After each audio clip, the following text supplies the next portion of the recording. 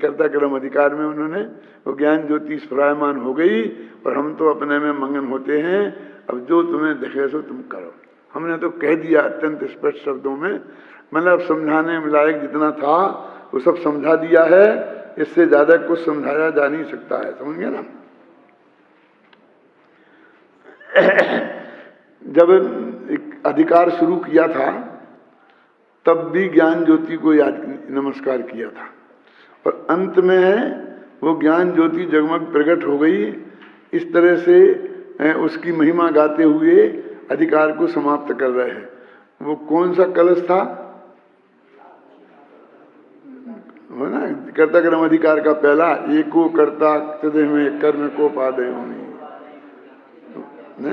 और ये 99वां कलश है। वो भी कोई इसी टाइप का नंबर था, कुछ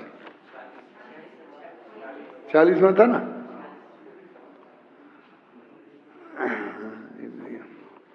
40वां कलश में से मतलब दोनों ज्ञान ज्योति को मिलाओ। देखो इस प्रकार यहाँ द्रव्य गुण पर्यायमय ज्ञान ज्योति का स्मरण किया गया है और यह कहा गया है कि जब यह ज्ञान ज्योति उच्चता से उग्रता से जाज्वल्यमान होती है तब ज्ञान ज्ञान रूप हो जाता है, वह कर्ता नहीं बनता, और पुद्गल पुद्गल रूप रह जाता है, वह कर्म नहीं बनता। इस प्रकार कर्ता कर्म की प्रवृत्ति का अभाव हो जाता है। जिस प्रकार प्रकाश के होने पर से सभी पदार्थ पृथक पृथक भाषित होने लगते हैं, उसी प्रकार ज्ञान ज्योति को प्रकाशित होने से ज्ञान स्वभावी भगवान आत्मा ज्ञाता रूप भाषित होने लगा और जड़ पुद्गल रूप भाषित होने लगा। सहज ज्ञाता दृष्टा स्वभाव स्फुट हो गया। यही कहा गया है इस 99वें कलश में। इस प्रकार यहाँ कर्ता कर्म अधिकार समाप्त होता है। इसका समापन करते हुए आचार्य अमृतचंद्र अंतिम वाक्य लिखते हैं, वो इस प्रकार है। इस प्रकार जीव और अजीव कर्ता कर्म का भेष त्याग कर बाहर निकल गए। इति जीवा जीवौ कर्ति कर्म भेष विमुक्तौ निष्क्रांतौ। ये इसको बोलते हैं नाटक समय सार। तो आप जानते हो नाटक, ये सबसे पहले आचार्य अमृतचंद्र ने इसको नाटक कहा और टीका ने लिखी वो नाटक के रूप में लिखी। तो आजकल के जो नाटक होते हैं वो बहुत बदल गए हैं। वो पुराने ज़माने के जो नाटक होते थे, 1000 वर्ष पुराने संस्कृत के नाटक उठा के देखो, भास के हैं, कालिदास के हैं, अभिज्ञान शाकुंतल वगैरह, है ना। तो उन नाटकों में पहले एक पद्धति होती थी कि एक वो सूत्रधार होता था, फिर वो स्टेज पे आकर के बोलता था कि आज हम तुम्हें महाराजा हरिश्चंद्र का नाटक दिखाएंगे, उसमें ये विशेषता है, ऐसा ऐसा शुरू में आके बोलता था। तो सूत्रधार आकर के हैं, और फिर वो धीरे धीरे वो नांदी पाठ वगैरह सब होते थे। तो ऐसे ही सबसे पहले अथ सूत्रावतारा। अब वो पहला सूत्र आया ना, कौन, बंदित्व शब्द सिद्धि, तो सूत्रधार आया और उसने अपनी बात कही। अब ये कहते हैं कि कर्ता कर्म अधिकार में, जीवा जीवाधिकार में क्या था कि जीव और अजीव दोनों एक बन के आए थे। कैसे आए थे एक बन के? ऐसे आए थे कि जैसे हमें नाटक की स्टेज पर एक घोड़ा दिखाना है, गधा दिखाना है, बैल दिखाना है, हाथी दिखाना है, तो अपन क्या कहते हैं, 2 लड़के होते हैं ना, तो एक ऐसा आगे बन जाता है, दूसरा उसकी कमर पकड़ के ऐसे झुक जाता है ना, 4 टांगें दिखानी है ना, और वो ऊपर से डाल डूल के और हाथी बन के आ जाता है ना स्टेज पे। हम समझते हैं सब हाथी है, ऐसा आ जाता है। तो दोनों दो मिलके एक बन जाते हैं। ऐसे जीव अजीव अधिकार में जीव और अजीव 2 मिलके एक बन गए थे, है ना, 2 मिलके एक बन गए और वे स्टेज पर नाच रहे थे। तो हमने पहचान लिया, क्योंकि आचार्य देव ने 68 गाथाओं में खूब ढंग से समझाया था ना। तो अंत में हमने पहचान लिया कि जी एक लड़के नहीं है, 2 लड़के हैं। क्यों? और हमने जब पहचान लिया तो पुराने जमाने में क्या होता था कि फिर वो भेष छोड़ के भाग जाते थे। आपने बहुरूपिया देखे आजकल होते हैं, तो बहुरूपिया क्या करते हैं, पुलिस का इंस्पेक्टर बन के आया, इनकम टैक्स का ऑफिसर बन के आया, और फिर वो अगर आपकी दुकान में आपकी रोकर वही दिखाओ, ये करो वो करो ये करो, ये सब वो करेगा। और यदि आपने पहचान लिया कि जो बहुरूपिया है, तो वो उसी वक्त भाग जाएगा, और जब तक नहीं पहचाना तब तक वो अपना रूप दिखाता रहेगा। तो ऐसे ही स्टेज पे वो दोनों एक बन के अपना रूप दिखाते रहे, और जब पहचान लिया तो जीवा जीवऊ पृथक भूतौ निष्क्रांतौ, ऐसा लिखा है कि जीव और अजीव पृथक होकर के निकल गए। वो नाटक का असली प्रारंभिक रूप वो ही है। कौन? वो बहुरूपिया वाला। वो किसी स्टेज पर नहीं खेला जाता था, वो अपने घर से बन के आता था, पूरा बाजार में घूमता था, सब जगह घूमता था, समझे ना? वो नाटक का असली रूप था।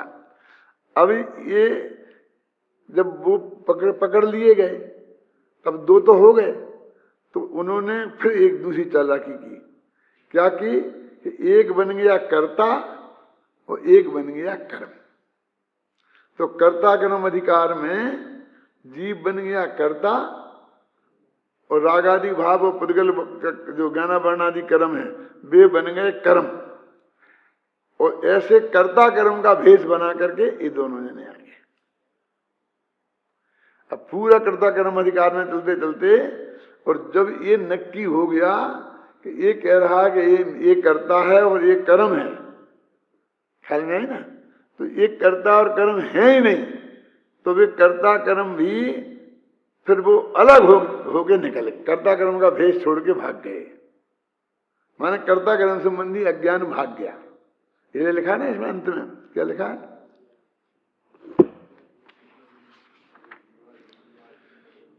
जीवा जीवऊ कर्तिक्रम विवेशण विमुक्तौ निष्क्रांतो, कर्ता कर्म का भेष त्याग कर निकल गए।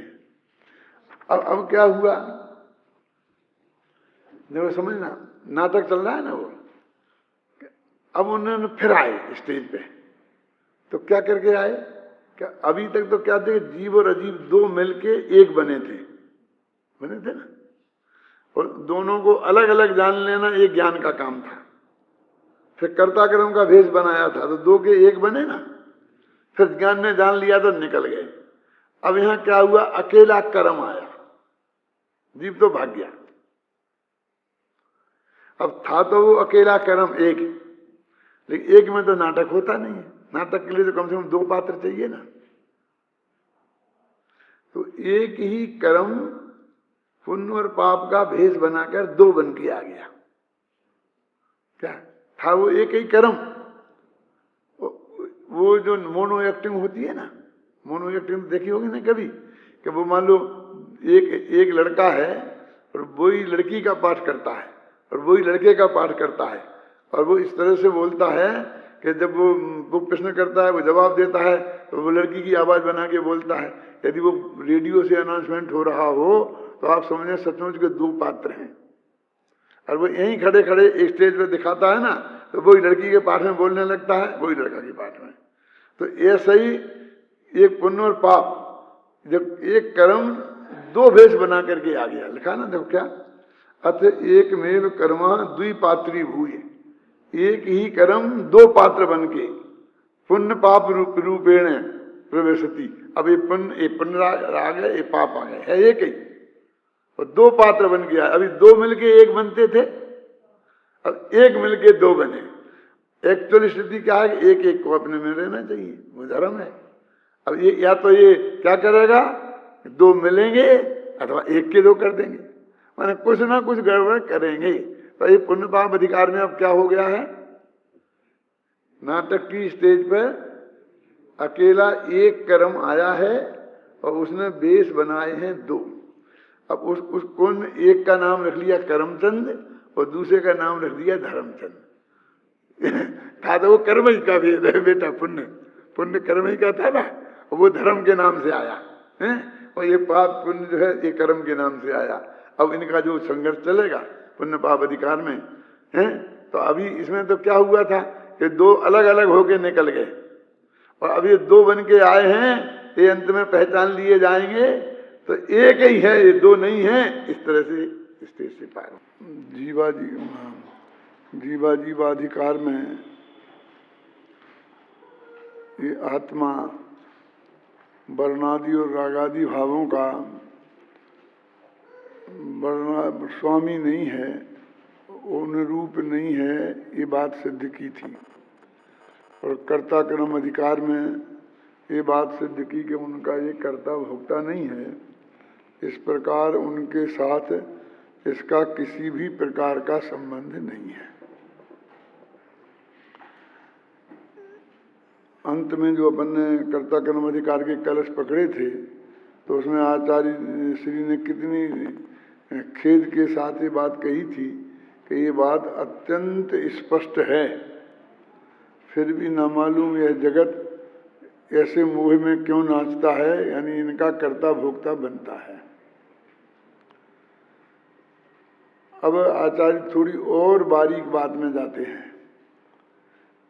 क्योंकि जब तर्क और युक्तियों से इसे समझाया और शास्त्रों के प्रमाण निकाल के बताए, तो ये तो कहता मैं मान लेता हूँ कि न मैं इनका हूँ न मैं इनका भोगता हूँ। लेकिन ये बाहर से तो मान लेता है, लेकिन अंदर में जो इनके कर्तृत्व भोक्तृत्व की बुद्धि पड़ी है, वृत्ति पड़ी है, वहाँ से वो बात उखड़ती नहीं है। जब अपन कोई बातचीत में बहस करें ना, तो बहस में कमजोर पड़ जाए तो मान ले, लेकिन उसे अंदर से बात स्वीकार नहीं होती है। अपन सब समझाते हैं ना कि जैसे और दुनिया में लाखों लोग हैं, वैसे ही अपने स्त्री पुत्र आदि हैं, क्या फर्क है उसमें? जैसे पर वो हैं ऐसे ही पर ये हैं। वो खाते हैं तो अपने पेट में नहीं जाता है, तो ये खाते हैं तो अपने पेट में नहीं जाता। सारे तर्क युक्तियों से समझाओ तो मान लेते हैं, लेकिन फिर भी वो अपने नहीं हैं और ये अपने हैं। और ये कितना ही प्रतिकूल आचरण करता हो, अपन को गालियां बकता हो, मारता पीटता भी हो, क्यों, तो भी इनमें से अपनापन छूटता नहीं है और उनमें अपनापन आता नहीं है।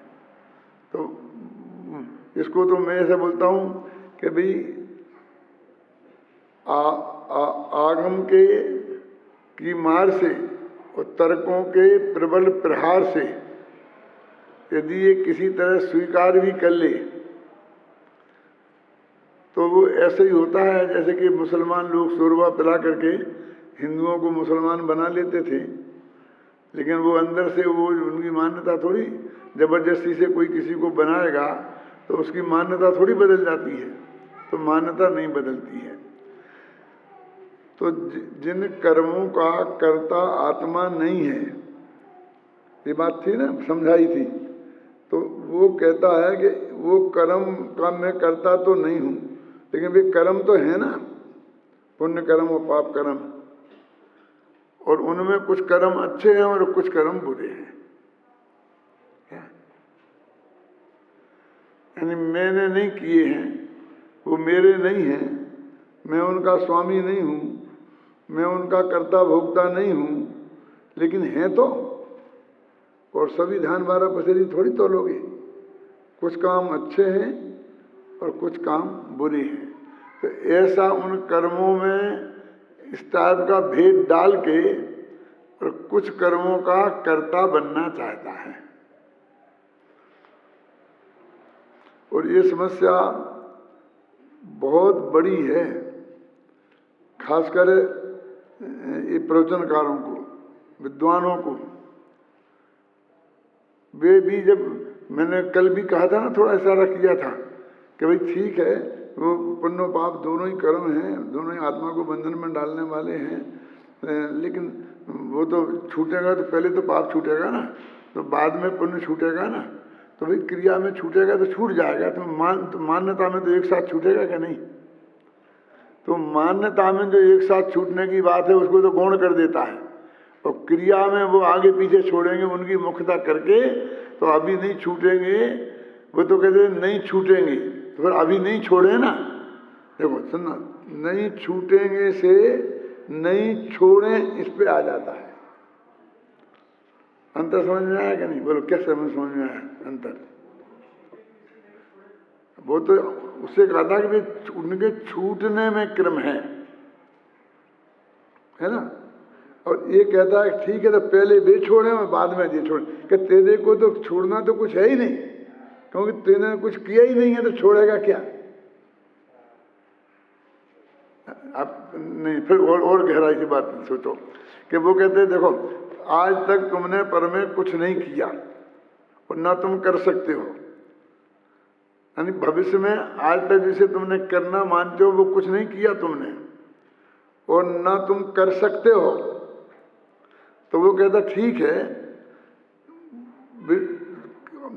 आगे पीछे छूटेंगे ना, इतना तो तुमने माना था कि हाँ, तो उनको अभी हम पहले छोड़ देते हैं बुरे कर्मों को और अच्छों को बाद में छोड़ेंगे। हमने तो ये कहा कि तूने किए ही नहीं है, अब वो कहता है कि अब हम छोड़े देते हैं। तो छोड़ेगा तो तूने किए हों तो छोड़े ना क्रिया में, यानी तेरे को मान्यता में तूने ऐसा माना है कि मैंने किए हैं, तो तेरे को मान्यता में ही छोड़ना है। ये अंतर समझ में नहीं आता है। हम उनने तो कहा, बातें तो बहुत कहते, छोड़ा तो कुछ नहीं है। ऐसा कहते हैं लोग, पुण्य को तो छोड़ने की कहते हो, लेकिन लोगों ने पाप तब तो छोड़े नहीं है। वही धंधा पानी, वही झूठ बोलना, वो ये सब चल रहा है। क्यों? यानी वो मेरे कहने का मतलब ये है कि वो जो श्रद्धा के लेवल के, सम्यक दर्शन की बात श्रद्धा के लेवल की है, वो उसे पकड़ता ही नहीं है, उसमें उसे कुछ दिखता ही नहीं है। वो तो या तो करें या नहीं करें। तो ठीक है, कल से फिर ऐसा नहीं बोलेंगे। अभी नहीं बोलने की बात कहाँ है, बोलते तो तुम हो ही नहीं। अभी तो सिर्फ ये मानने की बात है कि हमने, क्योंकि आज तक तूने जो इतना ढेर लगा रखा है कि मैंने ये किया, मैंने ये किया, मैंने ये किया, वो कि तूने वो कुछ किया ही नहीं। भविष्य की हम बात ही कहाँ कह रहे हैं अभी? हमें अंतर समझ में आए ना? हम तो भूतकाल की बात कर रहे हैं, वो भविष्य की बात करता है। ठीक है, कल से नहीं करेंगे, कल से नहीं करेंगे। है? और हम भी इतने आक्रांत रहते हैं कि जब उसकी प्रेरणा देते हैं पुण्य करने की, तब हमको ये विकल्प नहीं आता है कि गुरुदेव जैसे साथ में बताते जाएं कि इससे धर्म नहीं है, इससे कोई फायदा होने वाला नहीं है, कर्म कटेंगे नहीं, ये बताते जाने का कभी किसी को विकल्प नहीं आता। और अब तो हमारे ऐसे कहने लग गए हैं कि तुमको ये लाभ होगा और ये लाभ होगा, और पत्नी करेगी तो पत्नी को मिलेगा पुण्य, पति करेगा तो पति को मिलेगा पुण्य, और बच्चे करेंगे तो बच्चों को मिलेगा पुण्य। और इसलिए जो तुमने पतियों की जेब काट के और छिपा के पैसा छिपा के रखे हैं, वे हमें दे दो। ये अपने विद्यार्थियों के कामों से मैंने सुने हैं। मैं क्या किया हमने? ये किया है हमने।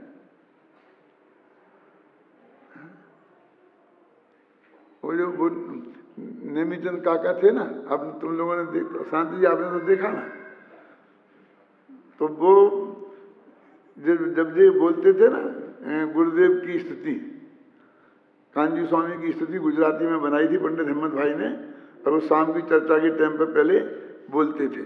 तो बोलते में ऐसी पंक्ति आती थी कि आदास ना जीवन सल्पी तने नमूहू। उसमें एक पंक्ति क्या थी? आदास ना जीवन शिल्पी तमें नमूहू, कि इस दास का, मैं गुरुदेव तुम्हारा दास हूँ, और इसके जीवन की शिल्प, जीवन की रचना आपने की है, और इसलिए मैं आपको नमस्कार करता हूँ। आज के लोग कहते हैं ना अपने, हम तो जो कुछ भी हैं आज वो आपकी कृपा से हैं, आपने ही हमें बनाया है। तो जो कुछ है इसमें बहुत दम है, वो ये मानता है मैं बहुत महान हूँ, पर ऐसा कह के कि आपकी कृपा से ही बना हूँ और आपने ही बनाया है, वो ऐसा कह के ये कहने में रस नहीं है। उसे एक कहने में रस है कि मैं बहुत महान हूँ। क्या अंतर समझना? आदास ना जीवन शिल्पी तने नमूहू। आप सुनेंगे ना, मन इस दास के जीवन शिल्पी आप हो। तो वो ये कहते थे कि गुरुदेव को क्यों बदनाम करते हो?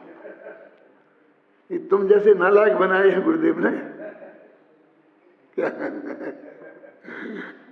तुम जैसे हो तो ऐसे उसको भी कहना, उनको बदनाम करना नहीं है। एक बहुत यहाँ चित्र बनाया, बिल्कुल गंदा चित्र है, बिल्कुल सही नहीं है। क्यों? वैसे कि जैसे आपने जो मुझे सिखाया उसकी वजह से मैंने ये बनाया, आपने जो सिखाया तो ये सिखाया। ये पुण्य को तू धर्म कह रहा है, ये प्रेरणा दे रहा है, उनकी जेब खाली कराने की बात नहीं करता है, घर में फूट डालने की बात कर रहा है। पत्नी देगी तो पत्नी का होगा, तो पति की जेब में से चुरा के देगी तो भी तुझे पुण्य अलग से लग जाएगा, और पति का देगा उसकी अनुमोदना करने से लग जाएगा, ऐसा नहीं समझाते। माने तुम चुराओ और चुरा के दो, और बच्चे भी क्या। और फिर कहे साहब कि हमने हमेशा इनने पढ़ाया है। मैं कहता भैया हमने ऐसा कब पढ़ाया था। अच्छा है छाबड़ा जी कि वे कहने लगे कि हमें नहीं है, हम आपके शिष्य नहीं है। हम भी चाहते हैं क्या हमें घोषणा नहीं करना पड़े।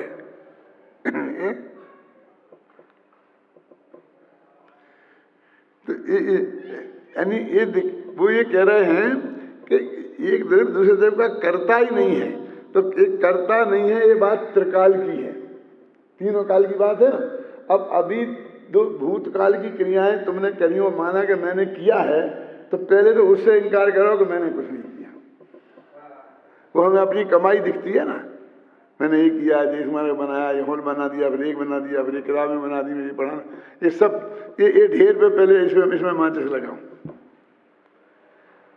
वो पुरानी तो छोड़ दो, वो तो मैंने जो किया सब किया। अब भविष्य में नहीं करूंगा, तो भविष्य में नहीं करूंगा कि तुम कर सकता हो तो नहीं करूंगा वाली बात आती है, कहां से लाया तुम। इसलिए भूतकाल में किया था, भविष्य में नहीं करूंगा, ये बात आई कहां से। ये तो वो जो आलोचना होती है ना, आलोचना पाठ, प्रतिक्रमण, प्रत्याख्यान, ये वो तो मुनि दशा का वर्णन है। वो उन्हीं के लिए शास्त्रों में वर्णन है कि वो जो चारित्र मोह के उदय से पर्याय में जो कमजोरियां हुई, वो उनकी आलोचना, उनका प्रत्याख्यान, प्रतिक्रमण है। और ये बात श्रद्धा के लेवल पे चल रही है क्या। दोनों में अंतर है, समझ में आया ना। तो वो ऐसे उसमें भी यही लिखा ना कि मैंने हिंसा पुन झूठ जो चोरी परिवंता समुद्र की चोरी आरंभ परिग्रह भीने पन पाप आबद कीने वो किया ही नहीं। तू किसी को मार ही नहीं सकता, हिंसा हुई ही नहीं है, तू झूठ बोल ही नहीं सकता, तू चोरी कर ही नहीं सकता। आप समझे ना, यहाँ तो ये बात है। तो इसलिए वो कहते हैं देखो अथ एक कर्म देखो सबसे पहले। अब वो एक कर्म तो एक था, द्विपात्री भूय, दो वेश बनाए हैं उसने एक कर्म में। पुण्य पाप रूपेण प्रविशति, और पुण्य पाप के रूप में वो स्टेज पर प्रवेश करता है। और पुण्य पाप के रूप में प्रवेश करता है, वो पाप छोड़ने लायक है और पुण्य ग्रहण करने लायक है, ऐसा भेद उसमें करता है। और आचार्य कहते हैं कि पूरा कर्म ही छोड़ने लायक नहीं, किया ही नहीं है, कर ही नहीं सकता। वो कर्ता कर्म अधिकार और जीवाधिकार की बात है ना, वो उसका ही जो अगली बात है ना।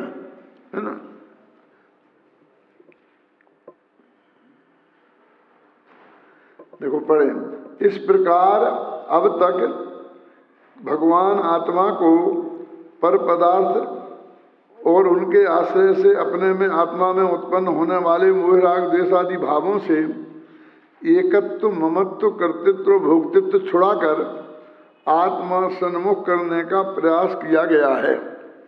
अब इस पुण्य पाप अधिकार में यह बताते हैं कि मुक्ति के मार्ग में पाप के समान ही पुण्य भी हेय है। हेय है तो सब मान लेते हैं, लेकिन पाप के समान कहां से निकला शांति जी। दोनों एक ही हैं कह रहे हैं ना, दोनों एक ही है ना, एक ही है, वरना पाप के समान आ गया। इस अधिकार को आरंभ करते हुए आचार्य आत्मख्याति में जो वाक्य लिखते हैं उसका भाव इस प्रकार है। अब एक ही कर्म पुण्य और पाप इन दो पात्रों के रूप में रंगमंच पर प्रवेश करता है। ध्यान रहे यहाँ पात्र माने अभिनेता एक है और उसने दो रूप धारण कर रखे हैं। जिस प्रकार एक पात्री नाटकों में एक ही पात्र अनेक रूपों में बात करता है, उसी प्रकार यहाँ एक ही कर्म पुण्य और पाप इन दो रूपों में प्रस्तुत हो रहा है। जीवाधिकार में पात्र दो थे, उन्होंने मिलकर एक रूप धारण किया था। यहाँ पर उससे विपरीत कर्म एक है, उसने पुण्य पाप ये दो रूप धारण कर रखे हैं। वहाँ वह कर्म यहाँ डबल रोल में है। ये इतना ये फर्क पड़ गया है। बस यहाँ हमको सिर्फ ये बताना है, पाप बुरा है ये बताना नहीं है। पुण्य और पाप दोनों ही एक से हैं, दोनों ही बुरे हैं ये भी नहीं कहते, एक से हैं। और दोनों ही का तू कर्ता भोक्ता और स्वामी नहीं है। समय सार की पूरी टोन ही है। क्या फिर कहता हूँ ना, क्या जीवाधिकार में बताता ये तू नहीं है, ये तेरे नहीं है, और यहाँ बता तू कर्ता नहीं है और भोक्ता नहीं है। तो अब ये दोनों प्रकार के कर्म से चार प्रकार से तेरा संबंध नहीं जोड़ना, और ये दो प्रकार का भेद करके और फिर कहता एक को छोड़ना और एक को रखना। नहीं, जब उनके हम कर्ता भोक्ता हैं ही नहीं, तो उसमें दो प्रकार के भेद करने का प्रयोजन क्या है? ये मार्मिक बिंदु ये है। देखो वो दो प्रकार का है ना, हाँ है, लेकिन तू ये दो प्रकार के भेद की चर्चा क्यों करना चाहता है? मैं इसके लिए एक उदाहरण देना करता हूँ कि जो कुछ महिलाएं बहुत चतुर होती हैं, तो वो कहती हैं कि मैं तो सब्जी लेने शाम को जाती हूँ, सुबह नहीं जाती हूँ। क्यों? सुबह जो सब्जी जिस भाव मिलती है, शाम को वही सब्जी आधे भाव में मिल जाती है। क्या? और उनको तर्क ये होता है कि अभी शाम को हो रही, रात हो रही है ना, तो फिर अब रात में नहीं बिकेगी तो सुबह बासी हो जाएगी, तो खराब हो जाएगी, तो बिकेगी नहीं, इसलिए वो कम कीमत में आधी पर्दी में करके ख़त्म करके देना चाहते हैं। तो अपन को वही जो चीज़ सुबह आप 20 रुपये किलो लाए थे, मुझे पता नहीं भाव था, मैं तो अंदाज से बोलता हूँ, शाम को 10 रुपये किलो में मिल जाए।